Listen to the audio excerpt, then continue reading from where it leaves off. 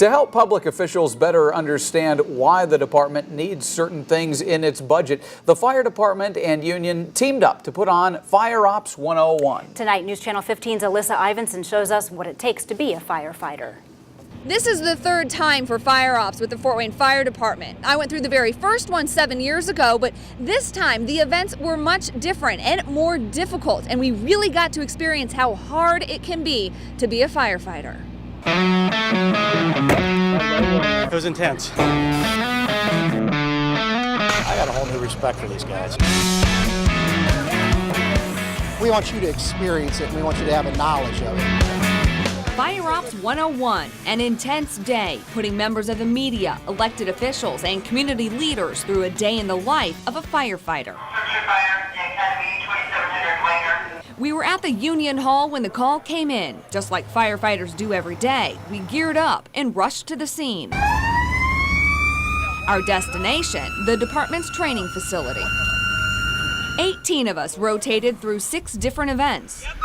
First up for me was learning about the ladder truck. One of the biggest keys here is getting this ladder placed in the right place the first time. We then climbed up the 110-foot ladder. My helmet cam shows the journey. The key is to just focus on the rungs. At the top, we had to climb down another ladder to get to the roof. Then we rode in the bucket back down to the ground. Part of this exercise is to show how the ladder truck can go straight out too, not just up. That can be helpful in a variety of different types of rescues and fire and non-fire situations.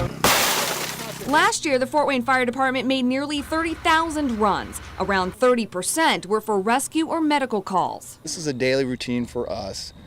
Every day we make automobile accidents around the city. That's why the next evolution was extrication. Vital that we work together as a team. The task, stabilize the vehicle.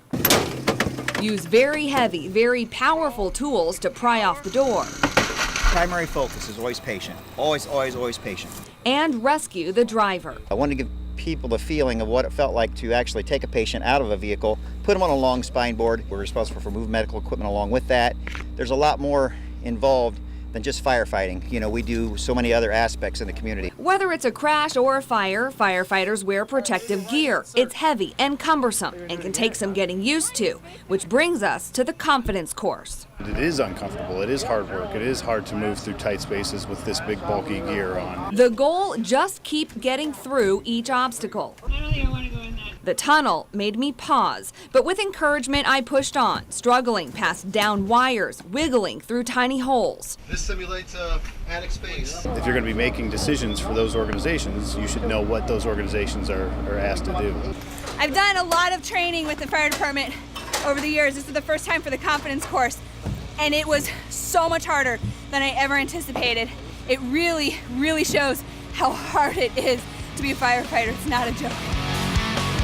I understand now better why they need a manpower or human capital, because it just makes a difference for safety for them as well as the people they're trying to save. When it comes to things like, well, why do we pay this much for physicals? Fire trucks are expensive, why do we need 2 new fire trucks? And when you see what these folks go through every day, it's a terrific learning experience.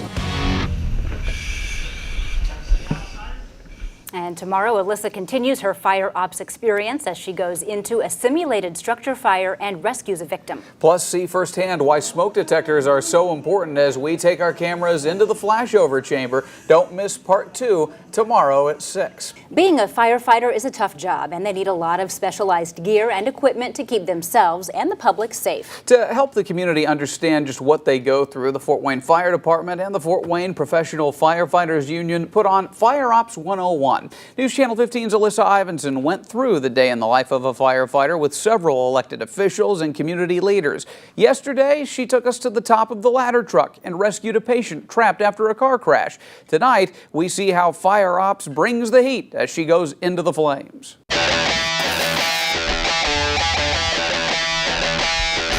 Some things you understand by doing, and this is one of them. Fire Ops 101 puts elected officials and community leaders through a day in the life of a firefighter. It was enough to let you know what's going on without putting you in a harmful environment. It's not as dangerous as what firefighters could be called to at any moment, but the day is still grueling.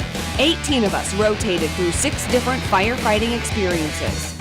Ventilating the roof is an important part of fighting a fire. We had to use an axe to cut a hole in plywood. Initially, it'll release the heat and it'll release the products of combustion. Those products of combustion are flammable and will increase visibility on the inside for firefighters. Ventilation can also help prevent a flashover. That's when toxic gases and fumes into smoke ignite. The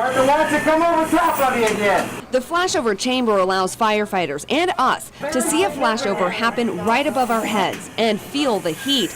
It's around 1,200 degrees in the flames, 300 to 400 where we're sitting just below it. It's important for firefighters to see the different stages of fire. We can look at smoke, we can look at fire, we can look at different variety of things inside to gauge whether we should be in there or not. As the fire grows, the smoke thickens and darkens. This is about the time that we're going to get called.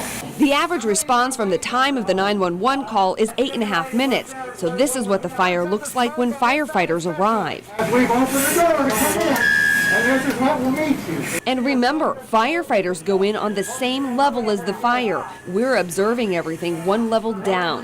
The deadly flames don't make a sound as they roll above our heads. When we say, make sure you sleep with your bedroom door closed, make sure you have smoke detectors, because in these first initial stages, that's critical in maintaining safety for civilians as well as for firefighters. You need more? In the next exercise, we had to pull a charged hose line to the 3rd floor to put out a simulated fire. I did this one with Congressman Marlin Stutzman. Party trapped on the 2nd floor. We had to then search for a victim. Fire department, anybody here? The room's so dark we could barely see shadows. Victim on the bed. We help fund our public safety departments, whether it's police, fire, rescue, and our firefighters. I tell you, they have put all this gear on, they pull all this big equipment around, and so I felt it was important for me to understand what they do. This exercise really shows how important teamwork is. It really takes all of us working together to get it around all of the turns, and then searching in the room. That's also very complicated, and orientation is everything, because when the room is full of smoke, it can be easy to get lost. That's why you use a right or a left-hand orientation, and you basically keep your hand following all the way around to make sure that you don't lose where you are in the room. Again, communication and teamwork is essential to find and rescue victims. We want to give an understanding to our politicians, again, those elected officials that make decisions based on money, because sometimes there's a human element involved with those decisions that they make. Now you truly can advocate for the fire department in a way that you couldn't before because you just didn't understand. Through all the tasks, Fire Ops 101 also left us with one last lesson: the passion firefighters have for their job. When you can get paid to do something you love, to help people, it doesn't get any better than that. At the end of the day, it was a lot of fun, also exhausting. But the hope is that all of this will lead to better support and funding for the fire department. In Fort Wayne, Alyssa Ivinson, News Channel 15.